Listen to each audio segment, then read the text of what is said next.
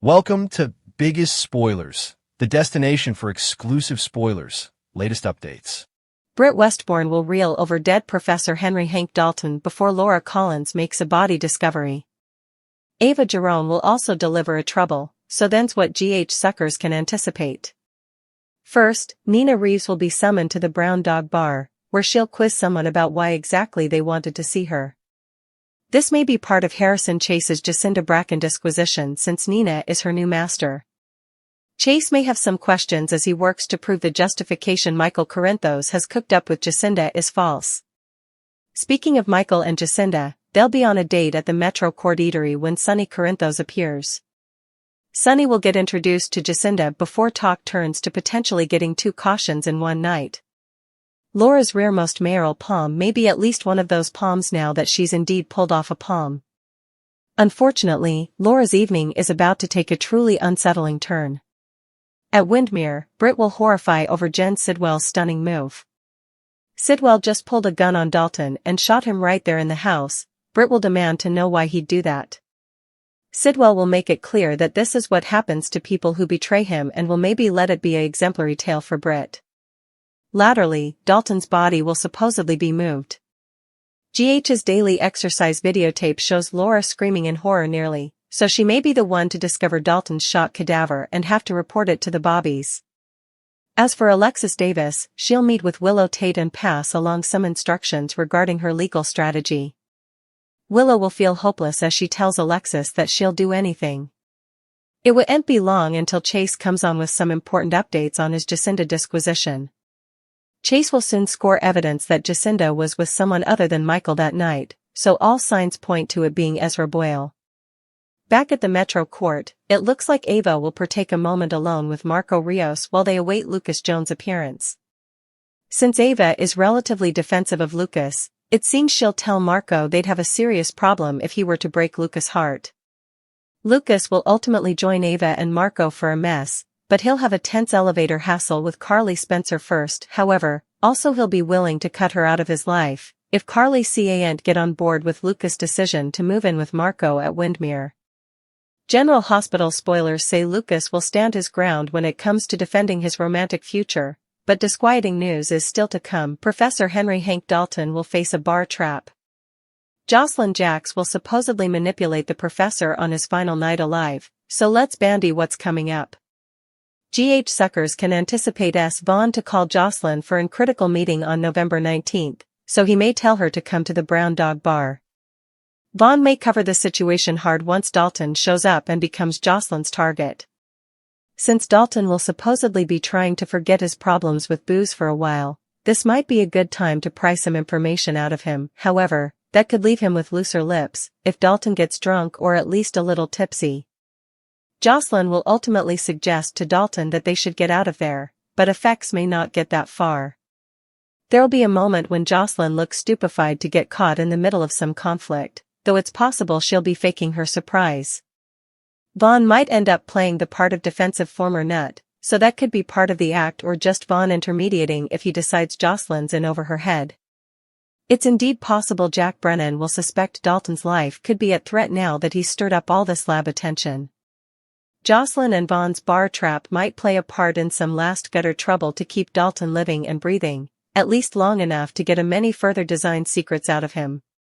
Whatever the case, Dalton may find himself agitated over this whole situation and walk right out the door to a far worse trap rather. All signs point to Jen Sidwell giving the green light on a Dalton mega-hit and barring the professor who's caused so numerous problems. Laura Collins is in for a shock once she's out on the road, where Dalton may be tossed in front of her vehicle and killed on the spot.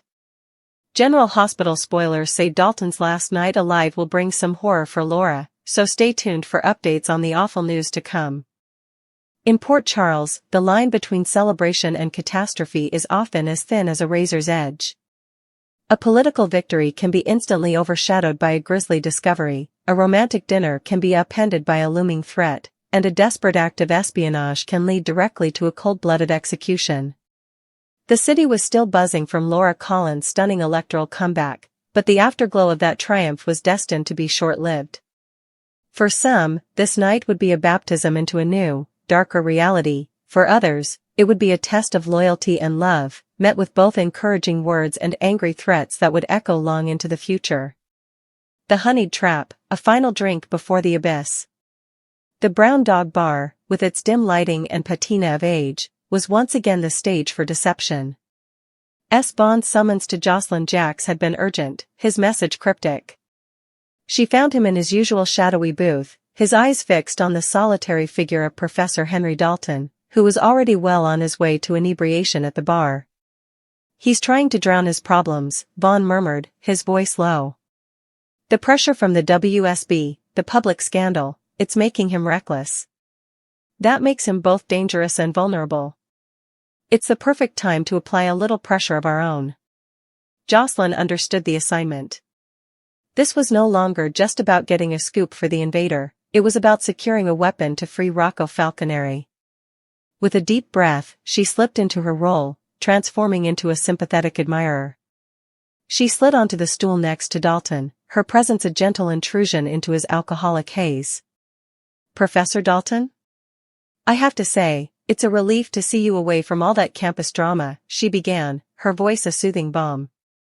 "It's Jocelyn Jacks.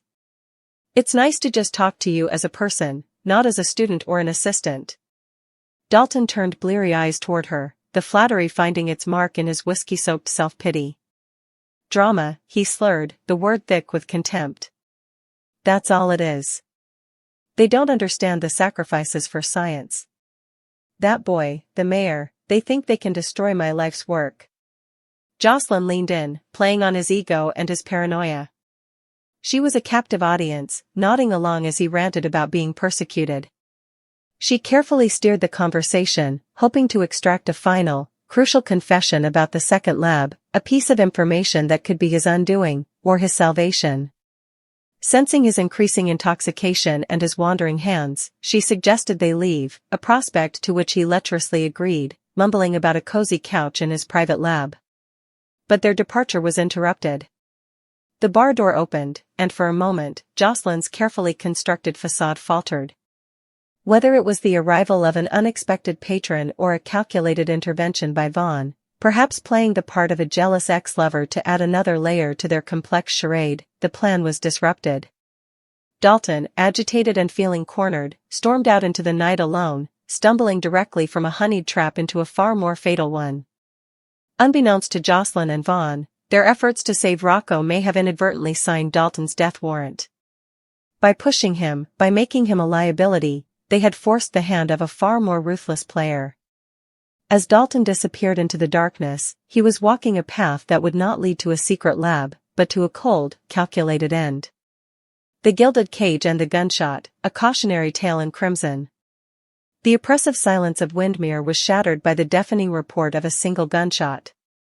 For a moment, the only sound was the ringing in Britt Westbourne's ears as she stared, horrified, at the lifeless form of Professor Henry Dalton crumpled on the exquisite Persian rug. A dark, crimson stain was already spreading across his chest, a grotesque contrast to the room's refined elegance. "What have you done?" Britt whispered, her voice trembling, her body frozen in shock. Why would you do that?" Jen Sidwell stood calmly, the gun still smoking in his hand. He didn't look like a man who had just committed murder, he looked like a businessman who had just closed a troublesome account. He turned his cool, assessing gaze toward Britt. "This, Dr. Westbourne, is what happens to liabilities," he stated, his voice devoid of emotion. "This is the consequence of betrayal and incompetence." Professor Dalton was a loose thread, and loose threads have a way of unraveling the entire tapestry. He lied to the police, he drew unnecessary attention with his personal vendetta against a teenager, and he was being investigated by the WSB. He was a risk I could no longer afford. He took a step closer, his eyes locking with hers, the unspoken threat hanging heavier in the air than the scent of gunpowder. "Let this be a lesson to you. Cooperation ensures you continue to receive the medication that keeps you healthy, that keeps you alive. Defiance has a different outcome." Britt could only stare, the reality of her situation crashing down on her with terrifying clarity. She was not a partner, she was a prisoner. Her saviors were her jailers, and the price of her second chance was her soul. As Sidwell calmly began to discuss the disposal of the body, a cold dread settled in Britt's stomach. The world thought she was dead, and now, she was an accomplice to a murder no one would ever report. She was well and truly trapped. Later, after Dalton's body had been unceremoniously moved, it would find its way into the path of another Port Charles pillar. Laura Collins, perhaps still riding the high of her electoral victory, would be driving through the night when a horror would unfold before her headlights. A scream would tear from her throat as she discovered the shot and discarded corpse of the man who had been her most vocal political opponent. Her night of triumph would become a nightmare, forcing her to make the terrible call to the very police department she now oversaw, reporting a murder that would send shockwaves through the city. Dates and deceptions, webs of lies at the Metro Court. While one life was ending in violence, the complex social dramas of Port Charles continued to unfold at the Metro Court Hotel. The restaurant was a glittering backdrop for a carefully orchestrated performance. Michael Corinthos and Jacinda Bracken were seated at a prime table, their date a public display of normalcy designed to cement a crucial alibi. The charade was for Willow's sake, a necessary lie to create reasonable doubt in her murder trial. Their delicate performance was interrupted by the arrival of Sonny Corinthos. Ever the protective patriarch, he made a point of inserting himself into the scene, his presence a subtle reminder of the high stakes. "Michael," Sonny said, his tone casual but his eyes missing nothing. "Aren't you going to introduce me to your friend?" Michael performed the introduction smoothly. "Dad, this is Jacinda Bracken." "Jacinda, my father, Sonny Corinthos." Sonny's charm was turned on, but beneath the surface, he was assessing the woman who held a piece of his family's fate in her hands. The conversation turned to the evening's good news. "Two miracles in one night," Sonny mused, a genuine smile touching his lips. "Laura's victory, and now, this." He gestured between Michael and Jacinda, the double meaning clear only to them. Laura's win was one miracle, a solid alibi for Willow would be the second. Not far away, another tense meeting was taking place. Ava Jerome sat with Marco Rios, awaiting the arrival of her brother, Lucas Jones. Ava, fiercely protective of Lucas, especially after his recent struggles, fixed Marco with a gaze that could freeze fire. "Lucas has been through a great deal," Ava said, her voice a low, silken threat. "He's trusting, and he's finally found some happiness. I would hate to see that disrupted." She let the pause hang in the air, heavy with implication. "We would have a very serious problem, you and I, if you were to break his heart." Before Marco could fully respond, Lucas arrived, but not before a tense encounter in the elevator with Carly Spencer. Carly, unable to mask her disapproval of Lucas's rapid decision to move in with Marco at the notoriously sinister Windmere, had confronted him. "Lucas, this is too fast." "Windmere? You barely know this man," Carly had pleaded. Lucas, however, stood his ground, his newfound confidence born of love and a desire to reclaim his life. "Carly, I appreciate your concern, but this is my decision, my future. If you can't support me, then maybe you shouldn't be a part of it." The words were a painful boundary, an angry threat to their long friendship if she could not offer an encouraging word for his choices. Legal maneuvers and unraveling alibis. In the more austere environment of a legal office or a quiet meeting spot, the machinery of justice, and its manipulation, was grinding forward. Alexis Davis met with a desperate Willow Tate, the weight of the murder charge pressing down on the young mother. "I'll do anything, Alexis," Willow whispered, her eyes wide with fear. "Anything to get back to my children." Alexis, her face a mask of professional resolve, laid out the strategy. "The case against you is circumstantial. Our job is to introduce other plausible suspects and create that shadow of a doubt. We need to follow every lead, no matter how faint." One of those leads was being pursued with dogged determination by Harrison Chase. He had summoned Nina Reeves to the Brown Dog Bar, the same location where Jocelyn had just ensnared Dalton. Chase's focus, however, was on Jacinda Bracken, Nina's new employee. "Nina, I need to know about Jacinda's movements on the night of the shooting," Chase said, cutting to the chase. "Michael's alibi depends on her, and if it's fabricated, it not only hurts Willow's case but could implicate Michael in obstruction of justice. Chase's investigation was about to bear fruit. Through diligent police work, he was closing in on proof that Jacinda was not with Michael that night, but with someone else. All signs pointed toward Ezra Boyle, Drew's defeated mayoral candidate. This revelation would not only shatter Michael's carefully constructed alibi but would also drag Ezra deeper into the scandal surrounding Drew and Jen Sidwell, creating a new wave of political and personal fallout. As the night deepened, the disparate threads of Port Charles' life wove together into a tapestry of impending doom. Jocelyn and Vaughn, their kiss still fresh, were unaware that their target was already dead. Britt was reeling, trapped in a gothic nightmare of her own. Laura's victory lap had ended in a scream of horror. Michael's lie was on the verge of exposure, and Lucas was drawing a line in the sand with his oldest friend. It was a baptism of fire for all involved, a night where encouraging words were scarce and angry threats, both spoken and enacted, would redefine the landscape of their lives forever.